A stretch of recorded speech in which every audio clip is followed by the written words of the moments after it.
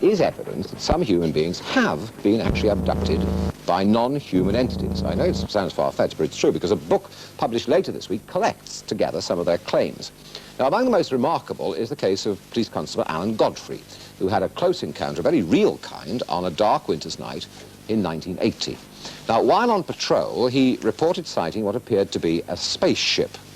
And although he has no conscious memory of what happened next, under hypnosis he recalls an alien called Joseph beckoning him towards a table.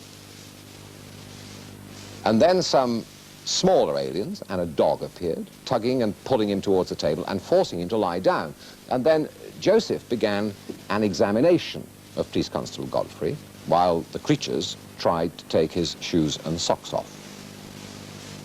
Now, suddenly it was all over, and Police Constable Godfrey was sitting back in his police car, and now he is sitting with us here on the Breakfast Time sofa. It's an extraordinary story, isn't it, really? You recollect things in your mind, and you recollect other things only as a result of hypnosis. Can we start with the first bit? What were you actually doing that night, and what did you see? Well, I was driving the Panda car along Burnley Road in Todmorden, and I came across this strange craft blocking the road. Describe it to me.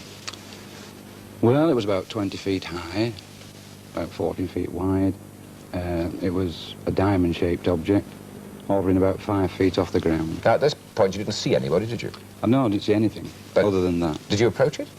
I got within about 20 feet of it. And then you went back to your car to report it, did you? No, I didn't get out of the car. Ah. I didn't want to get out of the car. You didn't? No. But you got on the blur, did you? I got on the radio, both radios, the VHF in the car and the UHF. Personal radio that we carry. Yeah. And I got no response at all. They didn't work? No. Was that unusual? Not in that particular area. There are black spots in the area. But the radios have worked there since. And then you left the scene, did you? The next thing I remember was I was at the other side of where the object had been, driving the car. Away? Away. Did you report it when you got back? I certainly did. They thought you were crackers, presumably. Yeah, they did. Yeah. Now then, as a result of hypnosis, a lot of that story has been filled in, hasn't it? Now, what do you recollect from the result of the hypnosis? Well, as I say, I have no conscious memory of what I said under hypnosis. The only thing I can go off is the hypnotic regressions were videotaped. Yeah. And I think there was about 3 or 4 tapes done. And when I actually was allowed to see them at the end of the session, it was quite frightening. What you'd said under hypnosis? Mm. So tell me the other story now, the one that they drew out under hypnosis. Well, under hypnosis, when I see the craft itself, as I said before, I didn't get out of the car consciously.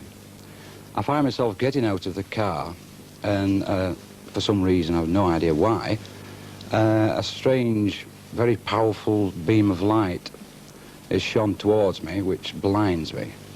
I jump back in the car in panic, and then there is some sort of a blackout. And after the blackout, I wake up in some sort of an examination room. I see. So, this spaceship, or whatever it is, did you see that in your recollected... Yes, everything under hypnotic regression, everything was accurate right up to... The bit that... when I got out of the car, yes. Okay, well, describe this creature to me, this man. Well, he was a humanoid, or of human appearance. He's about 6 feet high. But not quite a human being, you say? Well, he had a human appearance. Yeah. He had a beard, and he wore some sort of a skull cap, and he wore like a white gown. He was very pleasant in appearance. He wasn't at all frightening to look at. Okay, now you've got yourself into this room. What goes on there? Who else is there? There were, I think I said there was 8 small 3-foot-high creatures that transpilated during the hypnotic regression as robots. Were you in a normal room, or were you in a spaceship, rather like Doctor Who's time capsule? Were you in something as kind of it looked bigger than his capsule. Yeah. You know, it doesn't look very big, does it, really? Yeah. But inside it, yes, I would say it's very similar. And then they tried to undress you, didn't they, at one point? Take your shoes and socks off. Why was that? Well, this is one of the funny things about it. When I got back to the station, I found that my left boot was split, and I had a burn mark on the instep of my left foot. And in the hypnotic regression, they actually examined my left foot. Now, that's remarkable to me, with the other evidence of the other police officers seeing the craft as well. How did your experience end in this place you were with these people? The doctor woke me up. We never actually got to an ending. Yeah. I was wired up to some heart machines, and they completely went off the scale. I was in such stress that both doctors stopped the hypnotic regressions. Now tell me, what do you make of it all? Do you believe now in UFOs, or what? Are you convinced that those things actually happen to you, or it's just in your mind somewhere as an imagination or a dream or something like that? Well, the UFO certainly exists. You're sure of that? Yes, it was a nuts and bolts craft. I think I'm quite capable of seeing something from 20 feet. If I said to you anything you say will be taken down and used in evidence, you would say that you saw that thing? Yes, I would swear on the Holy Bible. What I saw that day, I've seen nothing of the like except in science fiction films. And what other thoughts have you had about the whole experience? The abduction part, well, I've thought about it. I've thought, well, perhaps it's something that I've read about and seen as Doctor Who, and because of my experience, it somehow got jumbled up. Yeah. Or it actually happened. Yeah. It's a good story, isn't it? I think it's wonderful. Yeah? I mean, that's a whole series of Doctor Who's. Well, I mean, what do you make of it, Colin? I mean, you work in the fiction of this. I mean, he is saying this isn't fiction. He's saying, I actually saw that thing. I mean, sitting here listening to the story, I cannot do anything but totally believe it. Yeah. And viewed by any objective standard, I think that it's perhaps naive of us to think that we are the only things that exist in this huge universe. Nicola, what do you think of all that? I think it's rather pompous to think that we're the only people around. That there isn't possibly life somewhere else without, you know, we don't have the facts of everything. So I think it's rather pompous to think we're the only people. Alan, you are taken very seriously, I mean, aren't you, by people who study these things? I mean, what do they say about your experience? Are they also convinced that you actually went through this experience and those things and those people were actually there? I think they are, yes. I think the UFO investigators that came to interview me, one of them being a high-ranking police officer from the Greater Manchester Police Force, he really gave me a grilling, as he obviously is very experienced in it. And I think, well, they are convinced, yes. I mean, I saw a UFO, make no mistake, they do exist. There is nothing on this earth will ever tell me any different. Well, I mean, if you say that, I just cannot, as Nicola says, possibly believe otherwise. Thank you very much for telling the story. Absolutely fascinating, and if anything else happens to you, let us know, will you? There we are. I'm sitting here in a cold sweat. Follow that, David Icke. Actually, interestingly, wasn't there a couple in America called the Hills who went through exactly the same experience? I think they went through yeah. They went through hypnosis, and the way he's described it, I read an article, it's exactly the way they described it, you know? Up to the point where they went in the craft, they could remember everything, then bang. And on the hypnosis, they described the same sort of things as you did. There are many cases of abductions in this country that I know about now. Oh dear. There's quite several under hypnotic regression. There were 3 girls in Shropshire. They had a similar experience. And under hypnosis, they come up with very similar inside the craft and very similar beings in it. It is a very convincing story you tell. I think we'll move on quick. And nobody's going to shake you, are they? Thank you very much. It was in the skies over the Midlands this week. Did people see a flying saucer or didn't they? Well, John Hurley, you're a bit of a local expert when it comes to UFOs. There were quite a few sightings this week, were there not? Yeah, from Monday evening from 11:50 till about 1 a.m. on Tuesday morning. How many in all were there? 131 calls. Is that an unusual number? Exceptionally. What did these people think that they actually saw? Well, they all saw, most of them saw an orange glowing ball with a green light on top. Started off up in Bromsgrove, through the Birmingham area of Yardley, Sutton Coldfield, Streatley, through to Stone in Staffordshire, and then through to Huddersfield, Leeds, and right to the lake area. You describe it as one of the best sightings ever? Certainly, yeah. OK, well, for the sceptics amongst you, here's the latest film evidence which claims to prove we are definitely not alone. Now, a Swiss farmer took this film as the flying saucer dodged around the pines. When it landed, he says it was 20 feet across.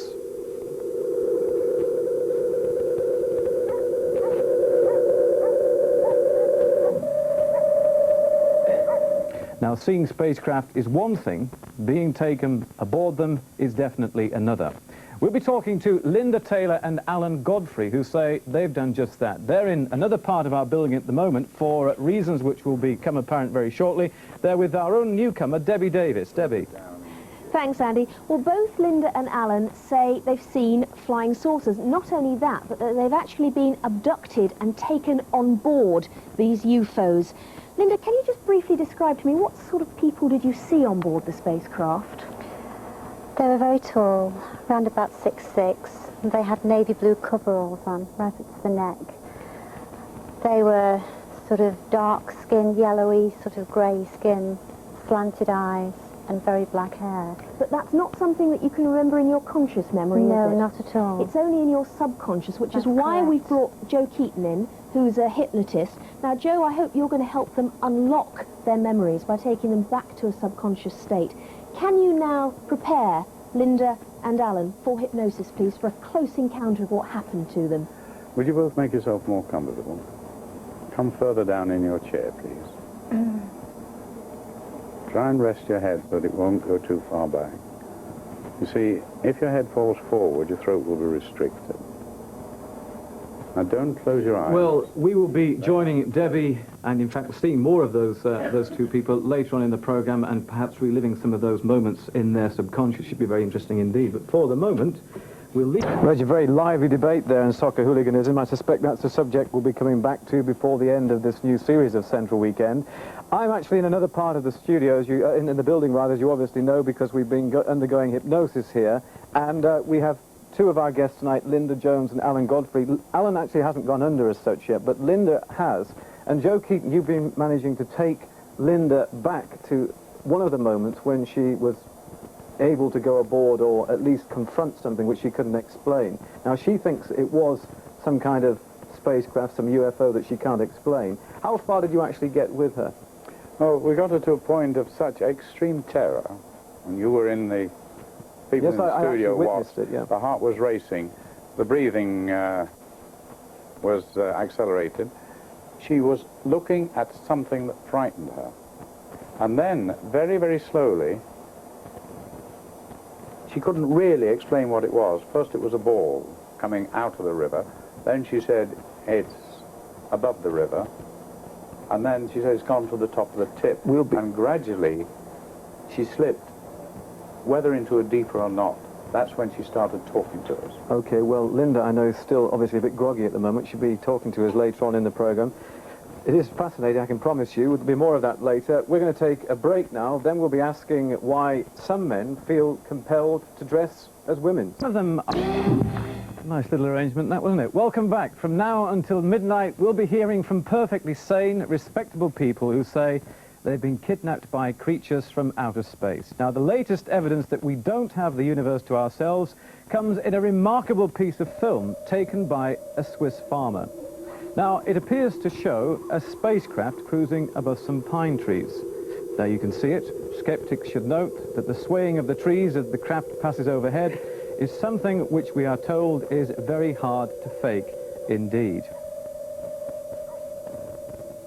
Well, something like that, it seems, was seen over the West Midlands, very conveniently for us, I might add, this week as well, and 57 people called in to say that they'd actually seen it. Some of them, I also know, lived in the Solihull area. I wonder if there's anyone here actually from the Solihull area that saw anything strange in the skies over the last couple of days. I asked you earlier on, actually, and nobody said a word, but never mind. I do know that there were two people travelling in the vicinity.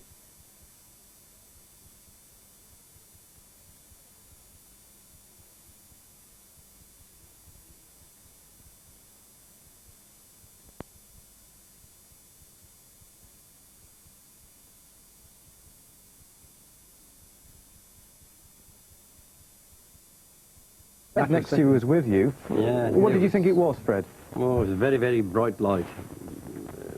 Say a star was that size, this was that size. And it sort of went round that way rather than over or... Yeah, you've done way. a lot of driving around over the years. Have you ever seen anything like that in the sky before? Never. And it stayed in the sky for some time, and then quite suddenly it disappeared. And you've got no explanation as to what that might be? No, I thought it was a plane at first, but I then realised it wasn't because there were no flashing lights with it or anything like that. It was just one big, bright light. Yeah, brilliant glow. So the pair of you accept that you've seen something that you might my describe... My wife saw it as well. As a UFO? Would you call it a UFO? I would, yeah. I don't know. I don't know. Okay, we said perfectly sane, rational people here this evening. Fred and His friend there. Thanks very much indeed for that. Well, apart from those who say they may have seen something, we also have with us tonight, as we were seeing earlier on, two people who claim that they've actually been on board something.